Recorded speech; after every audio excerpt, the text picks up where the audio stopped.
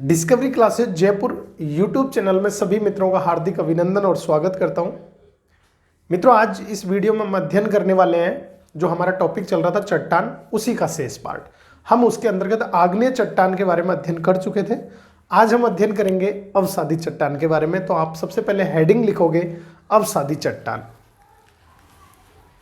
किसके बारे में अध्ययन करेंगे? तो अवसादी चट्टान। अच्छा प्यारे दोस्तों, ये जो अवसादी चट्टान होती है, ये अवसादी चट्टान का निर्माण किसके कारण होता है?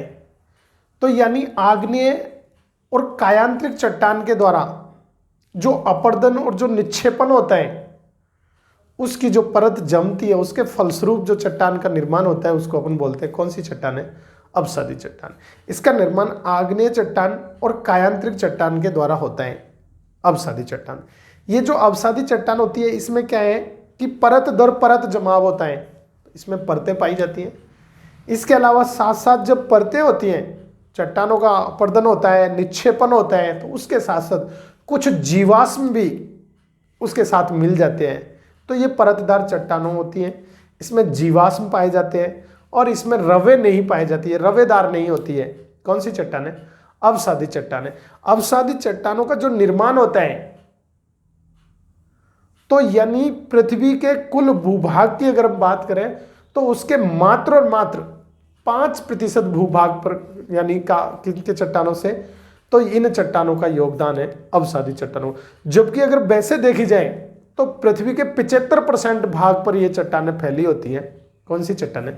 आग्नेय चट्टानें। तो हम एक एक साथ साथ में नोट करेंगे, आप भी साथ में नोट करिए। अवसादी चट्टानें, तो अवसादी चट्टानें, इनका निर्माण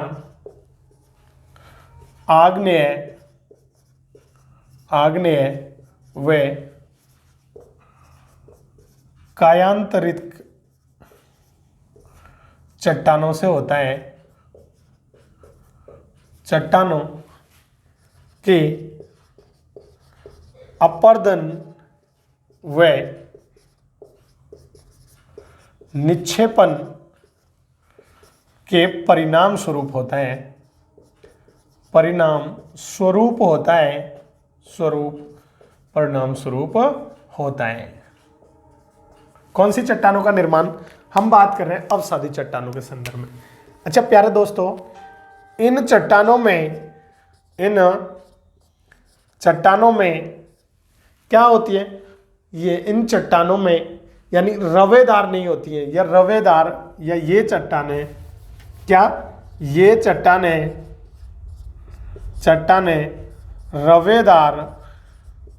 रवेदार नहीं होती हैं। जबकि कौन सी होती हैं?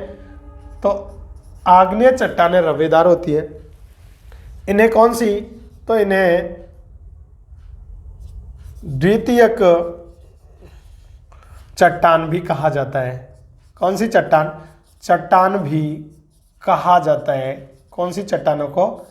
तो कहा जाता है इन चट्टानों को, यानी अवसादी चट्टानों को हम द्वितीयक चट्टान भी कहते हैं। इनका निर्माण किसके कारण होता है? तो आग्नेय और कायांतरिक चट्टानों के फलस्वरूप, उनका जो अपर्दन और निक्षेपण होता है, उससे इसका निर्माण होता है। इसके अलावा ये परतदार चट्टान होती हैं। परतदार चट्टान होती हैं। कैसी होती हैं? तो परतदार चट्टान होती हैं, ये परतदार होती हैं। इसको प्रस्तर चट्टान भी बोल देते हैं। इनको प्रस्तर चट्टान भी कह देते हैं इनको, क्योंकि ये क्या होता है कि इनका अपर्दन और निक्षेपण के कारण इनका निर्माण होता है। तो परत दर परत अपर्दन जमाव होता रहता है, जो सेडिमेंट्स डिपॉजिट होते रहते हैं, और उन सेडिमेंटों के कारण कौन सी चट्टान का निर्माण होता है? तो वो होती है अवसादी चट्टान। इनको सेडिमेंट्री रॉक्स भी बोल देते हैं। कौन सी? इन्हें सेडिमेंट्री रॉक्स भी बोल देते हैं। इन्हें सेडिमेंट्री रॉक्स भी कहा जाता है। इसके अलावा इसमें किनका, जीवाश्मों का जमाव क्या होता है, जीवाश्मों का जमाव पाया जाता है, जमाव पाया जाता है। इसमें जीवाश्म पाए जाता है, ये जीवाश्म पाए जाते हैं। ये रवेदार नहीं होती, परतदार चट्टान होती है। इनको द्वितीयक चट्टान भी कहा जाता है। और इनका निर्माण, या मैं कहूँ पृथ्वी के निर्माण में, पृथ्वी के निर्माण में मात्र कितना परसेंट योगदान है, तो मात्र 5% इनका योगदान है। इनका योगदान है कितने परसेंट है, मात्र 5% योगदान है। जबकि ये पृथ्वी में कितने परसेंट भाग पर फैली हुई है, तो प्यारे दोस्तों ये पृथ्वी के 75% भाग पर फैली हुई। ये किसके, तो पृथ्वी के कितने परसेंट भाग पर, 75% भूभाग पर विस्तृत है। कितने परसेंट भाग पर फैली हुई हैं, तो ये लगभग 75% भूभाग पर फैली हुई हैं। जबकि इनका मिलकर के निर्माण में मात्र कितने परसेंट का योगदान है, 5% का योगदान है। कौन सी चट्टानों के बारे में हम बात कर रहे हैं, तो वो कैसी है, तो ये क्या बोलते हैं, अवसादी चट्टान। अच्छा पर दोस्तों देखिए, जैसे ये मान लेते हैं पृथ्वी है, और इस पृथ्वी के लगभग 75% भाग, कितने परसेंट, 75% भाग पर कौन सी चट्टान विस्तृत है, अवसादी चट्टान पाई जाती है। अवसादी चट्टानें पाई जाती हैं। जबकि मात्र 25% भाग पर अवसादी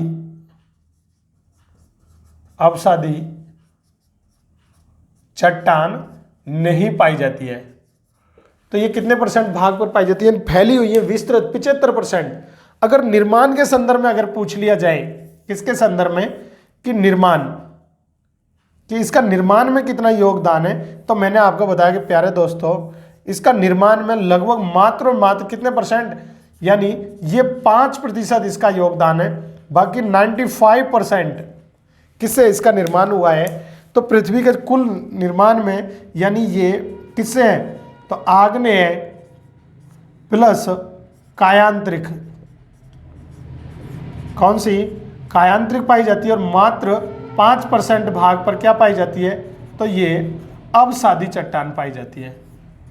विस्तृत तो कितने परसेंट पर है, ये 75% भूभाग पर फैली हुई है, लेकिन उसका कुल आयतन अगर देखा जाए तो मात्र 5% पर है। बाकी 95% किसका निर्माण हो रहा है, आग्नेय और कायांतरिक चट्टानों से इसका निर्माण होता है। तो ये हमको अध्ययन करना था, किसके संदर्भ में, अवसादी चट्टानों के संदर्भ में। इनको सेडिमेंट्री रॉक्स भी बोलते हैं। और आग्नेय और कायांतरिक चट्टानों के अपर्दन के फलस्वरूप इनका निर्माण होता है। कौन सी चट्टानों का, अवसादी चट्टानों का। अब इसके बाद में हम अध्ययन करते हैं 3rd नंबर पर कौन सी चट्टानें, कायांतरिक चट्टानें। कौन सी चट्टानें, कायांतरिक चट्टानें। इसके अलावा कायांतरिक जो चट्टानें पाई जाती हैं, ये प्यारे दोस्तों कायांतरिक चट्टानों का जो निर्माण पाया जाता है, ये किसकी वजह से होता है, ये आग्नेय और अवसादी चट्टानों के किसके कारण होता है, तो आग्नेय और अवसादी चट्टानों के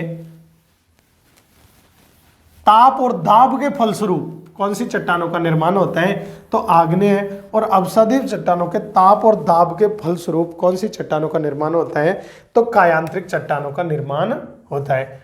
कौन सी, कायांतरिक चट्टान। इन कायांतरिक चट्टानों का निर्माण किसके कारण होता है, तो आपको याद रखना है, इनका जो प्यारे दोस्तों निर्माण होता है, कौन सी, आग्नेय प्लस अवसादी चट्टानों पर किसके, ताप व दाब के कारण, दाब के फलस्वरूप कौन सी चट्टान का निर्माण होता है, फलस्वरूप कौन सी, कायांतरिक चट्टानों का निर्माण होता है। कायांतरिक चट्टान, यानी इनका नाम से ही पता लग रहा है कायांतरिक, यानी काया में अंतर, काया में परिवर्तन।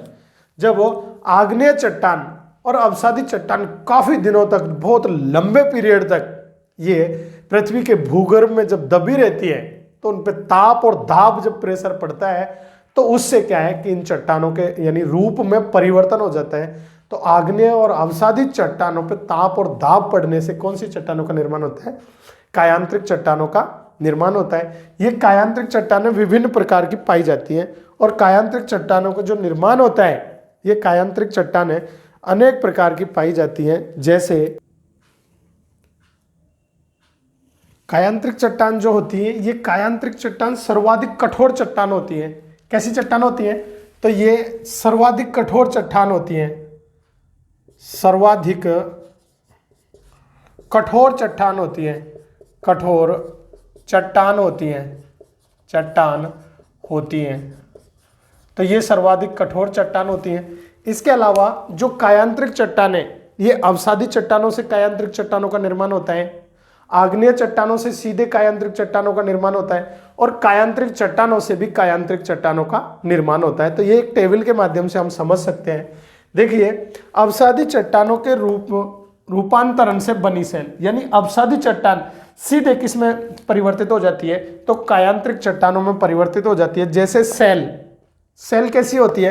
यह अवसादी चट्टान होती है, और सेल से क्या बन जाता है? स्लेट का निर्माण हो जाता है। सेल से किसका निर्माण होता है? तो सेल से स्लेट बनती है। यानी सेल अवसादी चट्टान है, और स्लेट कौन सी चट्टान है? तो ये कायांतरिक चट्टान है। जो चूना पत्थर होता है प्यारे दोस्तों, चूना पत्थर से जब उसके रूपांतरण होता है, रूप परिवर्तन होता है, तो क्या बन जाता है? संगमरमर बन जाता है। चूना पत्थर से क्या बनता है? संगमरमर बन जाता है। चौक या डोलोमाइट से संगमरमर बनता है। बालू का पत्थर से क्वार्टजाइट बनता है, और कॉन्ग्लोमरेट से भी क्वार्टजाइट बनता है। यानी अवसादी चट्टानों के रूप में परिवर्तन से कौन सी चट्टानों का निर्माण होता है? कायांतरिक चट्टानों का निर्माण होता है। तो आप एक एक को अच्छे से याद कर सकते हो कि सेल से किसका निर्माण होता है? तो सेल से किसका निर्माण होता है? सेल से स्लेट का निर्माण होता है। चूना पत्थर से क्या बन जाता है? चूना पत्थर संगमरमर। तो ये कायांतरिक चट्टान है। इधर आओ, चौक और डोलोमाइट से भी किसका निर्माण होता है? तो चौक और डोलोमाइट के माध्यम से भी संगमरमर का निर्माण होता है। बालू का पत्थर से क्वार्टजाइट, और कॉन्ग्लोमरेट से भी क्वार्टजाइट, यानी ये कायांतरिक चट्टानें और ये अवसादी चट्टानें आती हैं। जबकि प्यारे दोस्तों, आग्नेय चट्टानों के रूपांतरण से भी सेल बनी सेल, यानी आग्नेय चट्टानों से भी कायांतरिक चट्टानों का निर्माण होता है। जैसे ग्रेनाइट से क्या बन जाती है? ग्रेनाइट से जब इस पे ताप और दाब पड़ता है, किस पर? ग्रेनाइट पे जब ताप और दाब की क्रिया होती है, तो डायरेक्ट वो किस में बदल जाता है? तो वो नीस में बदल जाता है। और बेसाल्ट ये कैसी होती है? आग्नेय चट्टान होती है। जब इस पे ताप और दाब की क्रिया आजमाई जाती है, तो ये एम्फीबोलाइट में परिवर्तित हो जाता है, और बेसाल्ट से प्यारे दोस्तों सिस्ट भी बन जाता है। अगर आपसे पूछ लिया जाए कि सिस्ट किस प्रकार की चट्टान है, तो आपको याद रखना है कायांतरिक चट्टान है। सिस्ट कैसी है? कायांतरिक चट्टान है। एम्फीबोलाइट कायांतरिक चट्टान है, और नीस भी कायांतरिक चट्टान है। जबकि ग्रेनाइट, बेसाल्ट और ये बेसाल्ट, ये कैसी चट्टान है? तो ये आग्नेय चट्टानों के उदाहरण है। अब देखिए, रूपांतरित चट्टान के पुनः रूपांतरण से चट्टान का निर्माण, यानी कायांतरिक से भी कायांतरिक चट्टान का निर्माण हो जाता है। उसके ज्यादा ताप और दाब और एक लंबे समय तक अगर वो सतह के नीचे रखी रहती है, दबी रहती है, और उस पर टेम्परेचर पड़ता रहता है, दबाव उस पर पड़ता रहता है, तो उसके रूप में परिवर्तन होता रहता है। तो प्यारे दोस्तों, रूपांतरित चट्टानों के पुनः रूपांतरण से बनी सेल, जैसे स्लेट, ये स्लेट अपने आप में कायांतरिक चट्टान होती है, और इससे बन जाता है कौन सी? फाइलाइट इससे बन जाती है, फाइलाइट बनती है। और फाइलाइट प्यारे दोस्तों ये भी कायांतरिक है, इससे सिस्ट बन जाती है। और ग्रेबो से भी कौन सी बनती है? सरपेंटाइन बनती है। तो एक बार इनको आप अच्छे से याद कर लीजिए। एक बार मैं पुनः आपको रिवीजन करवा देता हूँ। कायांतरिक चट्टान होती है आग्नेय और अवसादी चट्टानों पर ताप और दाब के फलस्वरूप कायांतरिक चट्टानों का निर्माण होता है। ये सर्वाधिक कठोर चट्टान होती है। ये अवसादी चट्टान के रूपांतरण से बनी सेल कौन कौन सी है? तो सेल अवसादी चट्टान है, इससे स्लेट बनती है। चूना पत्थर संगमरमर में बदल जाता है। चौक, डोलोमाइट, जो दोनों ये संगमरमर में परिवर्तित हो जाते हैं। और बालू पत्थर पे अगर ताप और दाब की क्रिया होती है, तो वो क्वार्टजाइट बन जाता है। और कॉन्ग्लोमरेट पे अगर यानी टेम्परेचर और दाब की क्रिया होती है, प्रेशर लगता है, तो वो भी क्वार्टजाइट में परिवर्तित हो जाते हैं। जबकि आग्नेय चट्टानों के रूपांतरण से बनी सेल कौन सी है? तो ग्रेनाइट आग्नेय चट्टान है, इससे रूपांतरण ताप और दाब की क्रिया से नीस बनती है। बेसाल्ट से एम्फीबोलाइट और बेसाल्ट से शिस्ट का निर्माण भी होता है। इसके अलावा रूपांतरित चट्टानों के पुनः रूपांतरण से बनी सेल सिलेट से फाइलाइट बनती है, फाइलाइट से सिस्ट बनती है और ग्रेबो से सरपेंटाइन। देखो बेसाल्ट से भी सिस्ट बन जाती है और फाइलाइट से भी सिस्ट बनती है, ग्रेबो से सरपेंटाइन बनती है। और एक ये मैंने डायग्राम बनाया है, जैसे आग्नेय चट्टान है, अगर आग्नेय चट्टानों का उत्थान होता है, अपर्दन होता है और ये अपक्षय होता है, तो आग्नेय चट्टानों का उत्थान, अपर्दन और अपक्षय की क्रिया के फलस्वरूप कौन सी चट्टान बनती है? अवसादी चट्टान बनती है। जब अवसादी चट्टानों पर ताप और दाब की क्रिया होती है तो वो कौन सी चट्टानों में परिवर्तित हो जाती है? कायांत्रिक चट्टानों में परिवर्तित हो जाती है। और कायांत्रिक चट्टानों का यानी संलयन, यानी इस पे जो अपर्दन और ये क्रिया होती है, तो उससे पुनः जब रखी रहती है ज्यादा दिन तक, अगर कायांत्रिक चट्टान रखी रहेगी तो ताप और दाब के कारण वो पिघल जाती है, तरल अवस्था में हो जाती है और फिर से मैग्मा बन करके और ज्वालामुखी के रूप में उद्गार होता है और पुनः आग्नेय चट्टान का निर्माण होता है। तो यानी ये प्रोसीजर है एक प्रकार से, आग्नेय चट्टान से अवसादी चट्टान, अवसादी से रूपांतरित और रूपांतरित से पुनः आग्नेय और फिर अवसादी, ये प्रोसीजर एक प्रकार से चलता रहता है। तो ये थी मेरे प्यारे दोस्तों हमारा जो टॉपिक जो हमारा दे रखा है सिलेबस के अंतर्गत, कौन सा चट्टान टॉपिक दे रखा है। तो ये इसके संदर्भ में मैंने आपको बताया। मैं उम्मीद करता हूं कि आप वीडियो को कंटिन्यू देखो, मैं वीडियो में क्रम संख्या आपको देता हूं, आज 4 नंबर, 5 नंबर, 6 नंबर सीक्वेंस के आधार से। तो आपने जैसे 10 नंबर देख दी, बाई चांस 2 दिन तक वीडियो आपने नहीं देखी, तो अगले बार जब देखो तो 11-12 के हिसाब से कंटिन्यू आपको देखनी है। ये वीडियो आपको टॉपिक वाइज जो स्कूल लेक्चरर का जो सिलेबस दिया हुआ है उसके अकॉर्डिंग आपको बनाई गई है। और प्यारे दोस्तों, जब तक सिलेबस के हिसाब से आप नहीं पढ़ोगे, उसको कवर नहीं करोगे, तो सिलेक्शन लेना यानी बहुत टफ होगा।